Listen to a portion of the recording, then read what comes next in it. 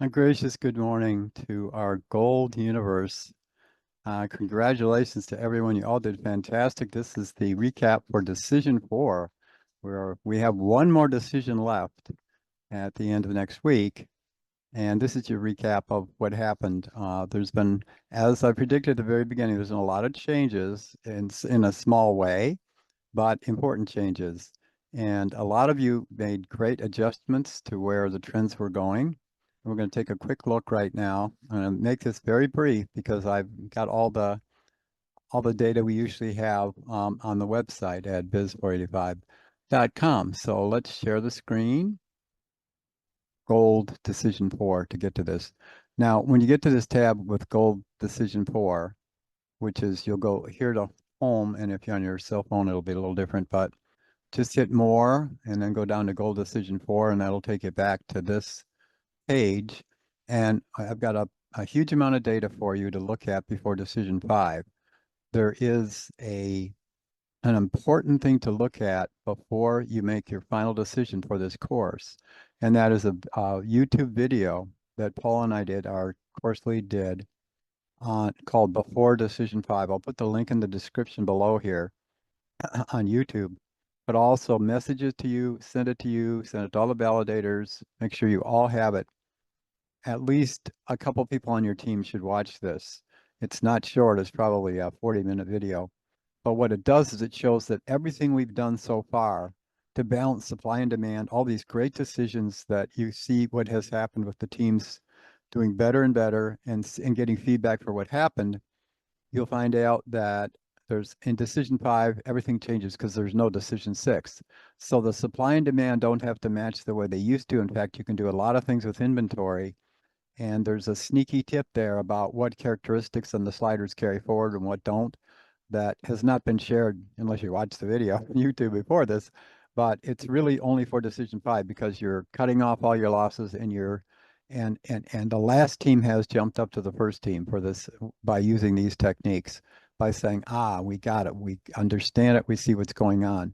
So now it's important that you look at this site, everyone, whether you're the financial person or not, because biz485.com is where the rest of your grade is going to come from for the next 2 topics, weeks, units, modules, because even though there's no decision, this is your last decision this coming week, decision 5, there's still which is week 7, week 8, there's still the presentation, the paper, and a lot of high points of peer review, all that good stuff. And that all comes from these exhibits. It can save you so much time and effort on your presentation. You just take some of these exhibits, comment on them as a team, figure out, why did this happen? And explain why, whether it was good or bad. And these financials are needed to explain that. And I also have a YouTube that you can look on early if you want. I mean, you should concentrate on decision 5 now, but there is a YouTube out there that's called Final Presentations. And it's actually several presentations of 3 past teams showing you what their slides look like, what the presentation, what they said, their analysis for all 3 A plus teams, A plus individuals that did these presentations. So, it's a group effort, but you have to do individual presentations. So you have your choice. You can make it a video. You can do a 3, 4, 5 slides. I mean, the less, this is a business presentation to your venture capitalists and to your board. This is not a scholarly 500 citations APA 7 kind of thing. That has its place, but that's not what this is. This is a business presentation.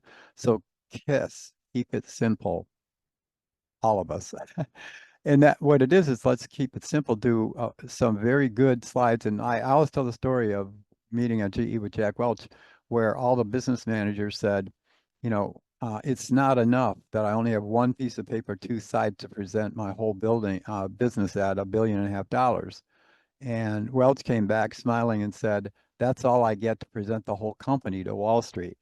So keep it succinct. If you want to do 8 slides and have, 4 on front, 4 on back.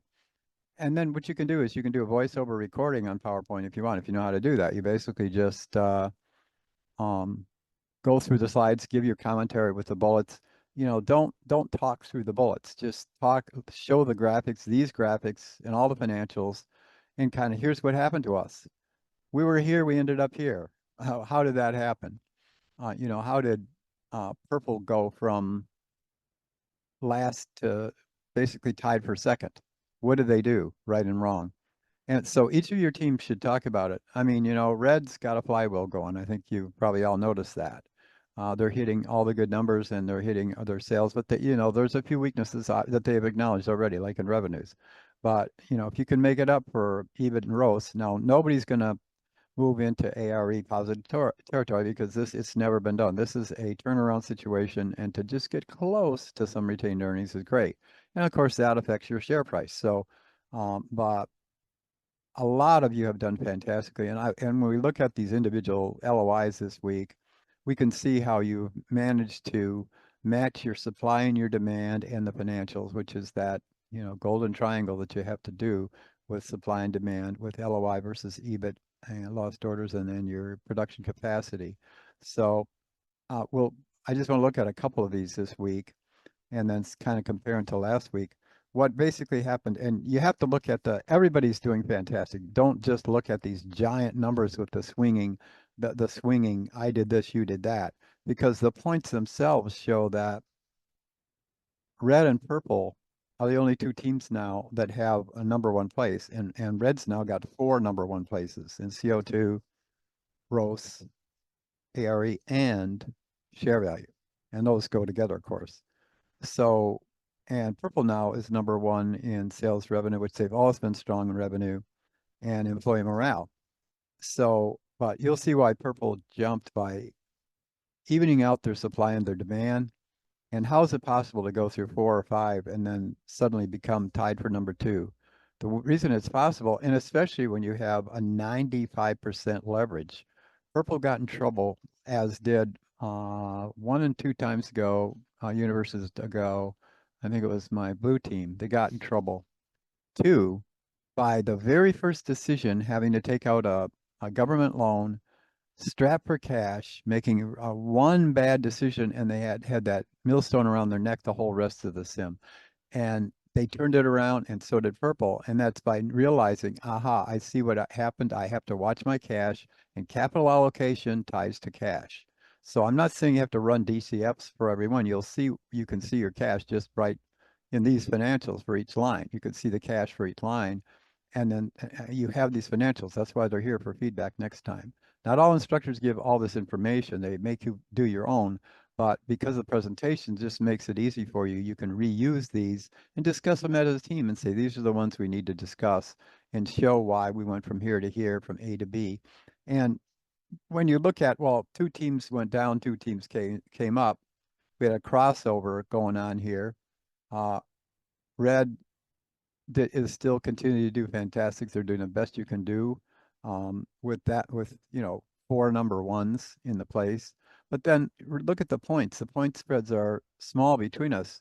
Now, red has a flywheel, and I'm not going to take it away from them. They are, they've the lower the better, and they've got an 8 and yellow drop to 25. So it is a big gap between those two. But as usual, in the middle, and these point differences are like 18, 18, 19 and 21 to 20 or 20 and 22. It used to be 23 for purple. So these are still all really close. And you may ask yourself, what did yellow quote and green quote do wrong so that blue and purple jumped up this much? It's very easy to see in each of the car lines what happened, because when you look at the changes from last period to this period, let me get my picture out of the way so I can actually see this. If we jump over to our summary financials, you can see what happened here compared to last week. The biggest, most dramatic change for purple, while they jumped up almost 3 spots, or almost number two, they're kind of tied for number two, and they were number 5, is that this was way below water in image last time. This was even further below water in image. So they took it from here up to here by lowering the price on image, by doing a better job of matching supply and demand on image. And you can see that in the LOIs. You can see it immediately. And as I always said, if you can only look at two things, look at lost orders over inventory compared to EBIT. Those two give you the key, because those orders are the orders of then you're like, Wait, Coach T, there's like 6 indicators. How can it be possible that just those two? Because they take everything into account. That's the secret sauce of looking at these sims. And Purple obviously did it. And even though they were in, you know, they grew low cost, they are less underwater a little bit than they were in family. And again, Eco was just an absolute disaster where they were just bleeding cash, and now they've got that fixed, and you'll see what they did in these financials to fix it. So now you say, well, what happened? What happened with yellow? Well, it's you can't have one huge change like this without a competitive response. In all of life, every action has an equal and opposite reaction. So this is all tied together. Both the market changed and the competition changed, the customers changed, and if you look at the gas prices, they also changed. So even though Image stopped all this bleeding, it got taken out on yellow because yellow was way up here and now yellow has dropped down. Yellow has dropped from here to here. So there was that change. It hasn't affected the other teams as much because none of the other teams were. I mean, it's you can't have a giant change without other teams having a same effect. And red last time and blue, I mean, yellow was much higher, but red and blue were also in the positive. So they took a hit in image too. But you can see that in family that red has even grown that more from where they were. They were already top in family last time, and now they're even more so. They just dropped down a little bit. They dropped down a little bit in low cost, but they made up for it by staying positive here and by not being too negative here. So when you have this giant a lead in a line, you're basically dominating a line that in itself is high in ROI and cash. So blue team, they jumped here at the expense of blue team from last time, you'll see. But also, family is the second reason that yellow took a dive in that curve because last time yellow was in a third place, number 3 behind. Blue was up here, red was here, and yellow was up here. And they literally took a 180 turn. You have to ask yourself what happened there in family. Well, you can see in the financials and the LOIs what happened with inventories and lost orders. So it's not, it's not really a big mystery. You look at, I got to go back to the website. This is capacity used in eco-friendly. So you can see that there was an LOI problem with purple where everybody else was keeping it pretty good and purple got absolutely killed. They looked at this and said, what's going on? And look where they are now. So literally that's one of the major things that changed where purple was and where they are. Let's move this out of the way. All right, here we have it. Orders with family, with yellow. There we go. Effective engineering with family. There we go. And families similar to here, but also in marketing. So there was a major change they made in their sliders on family that greatly affected where they ended up this turn. So that gives kind of a feel for what happened with yellow. Now we'd have to look at red for family also because red did much better on if I can find price. Where do we have price? You can see they improved everywhere on family. Here we are in price. Okay. We were way down here on price with family and we increased up here and purple did even better. So you've got that number two spot going on, not really vying for number one because red is so high in number one, but still peeking at two and say, can I make one? And anything can happen on the fifth decision. If you watch that video, you'll see why, because there's some tricks you can use in terms of not having to invest in a lot of capacity and brooming some of your inventory without dumping the whole market in your prices. Can't do that any other time but on decision 5. So you can say, well, what happened with on the curve with what was it? Green, let me see, was it green and yellow? I think green and yellow took one dive and family was a big part of that, right? Yes, we already went through that. Here we go right here. Here's effective marketing. Look at the trends. Always look at the trends. What happened with green and yellow here with marketing? Okay, so it's not a non-commitment to family. It's that when you make a change to try to adjust it, you have to make sure that your change is taking into account what your competitors are doing. All right, finally, let me get above or below that 0 point. So, and you can see that, red's been a superstar through the whole time in terms of matching their orders. Now they are for the next what is this? Should be eco, right? At least looking at it. Here's eco.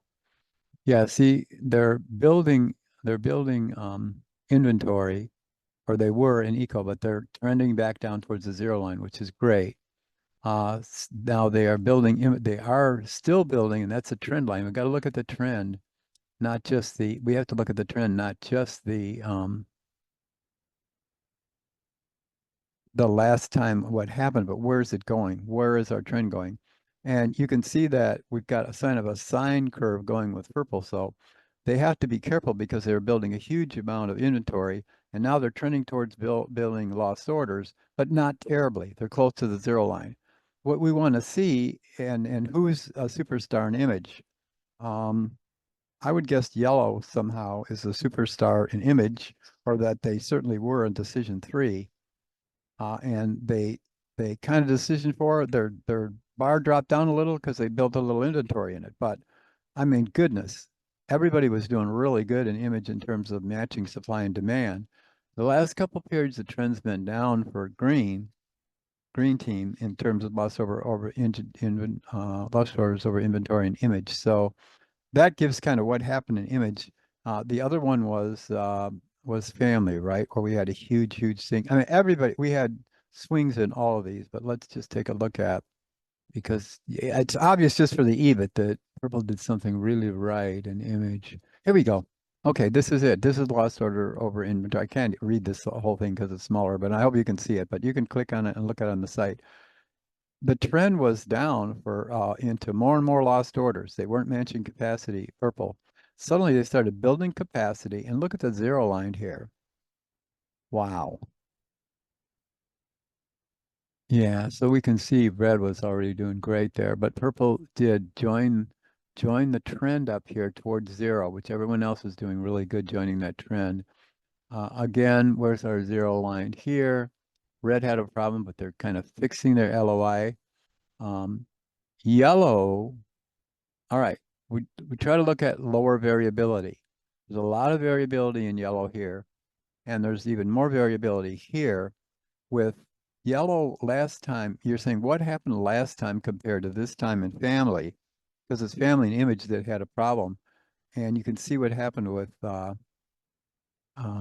yellow team here. They were trending towards the zero line here, balancing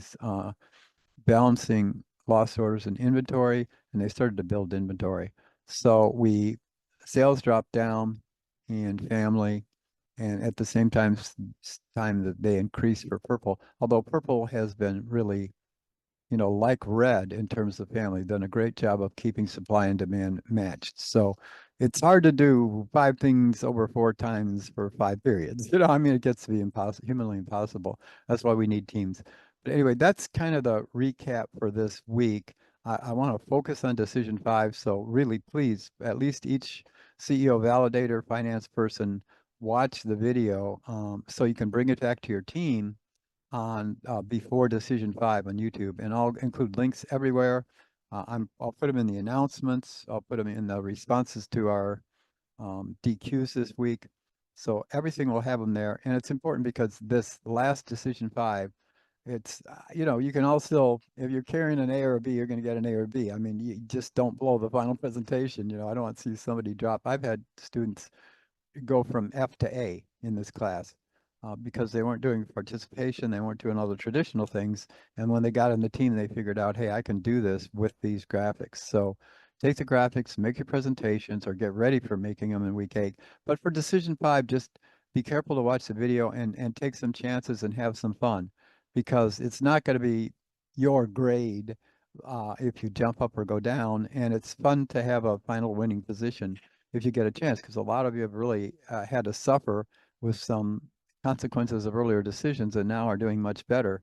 And everybody can be tight and close like they are. I mean, this is, I have to say, hundreds and hundreds of these sims, the one thing that stands out for Gold Team Universe is the closeness. The spreads are amazing in terms of points because usually it differentiates more by the fourth and fifth decisions for a lot of reasons I won't get into and waste your time. But when I look at the closeness of this middle band, there's been a top and a bottom which makes sense, but the middle three have been vying through the entire sim. So and when you look at, you had six number one, six is the highest grade, and what is 30 is the lowest grade. So no one did horrible or perfect, although red at 8 is fantastic this time. That's great to have all these number ones. And everybody else has number twos except for a couple for purple. So you can see what happened with the six indicators, mostly because of EBIT and lost orders over inventory. So let's stop this sharing and bid you adieu for one more decision. If you have any questions, you want to see any other graphics, ask me. I'll send them to you, send them to all the teams. Help you as much as you can with your questions. You've been great with your questions. Message me, text me, call me, whatever it takes as you go forward. And understand this is still a team effort. Even though you have benchmarks where you have to turn in presentations and all that, you're not only allowed but encouraged to work on it as a team. So if you're spending time on your decision, you're going through it, and then say, let's take an extra 15 minutes to talk about the presentation, or hey, what's happening with the peer reviews? I've had two different big things asked of me in the peer reviews. One person said, well, they should really be confidential. I don't want to tell everybody where I'm rating everyone else. It's like, my answer to that is, it's peer. Do what you want to do. I mean, you guys figure out what you want to do in terms of the peer reviews. Our process, at least at Harvard, the peer review process is that you share with each other early on the first peer review, and the second's kind of optional because you're, going to put this on your CVs and your resumes. Like I was a CEO at Harvard in the sim. So all sins are forgiven, but if someone missed some meetings, that's deadly. And you won't probably get as high a peer review if they didn't have your input because it's important. So, but either way is fine with me. If you meet as a team and say, hey, everybody, I want maximum points, let's give all points, let's give 10, 10, 10, 10, or whatever, and you decide what to do, I'm fine with that. You love each other and you want to all get max points, that's good. If somebody really has not contributed, not shown up, and you're an honorable person, you say, I really can't give you all 10. I'm not going to send you the woodshed, but I have to knock off a few points for the meetings you missed or something. That's fine too. But again, that's all what you want to do as a team. And everything is a team effort. When it says benchmark, you have to turn it in individually, of course, but you can work on it as a team.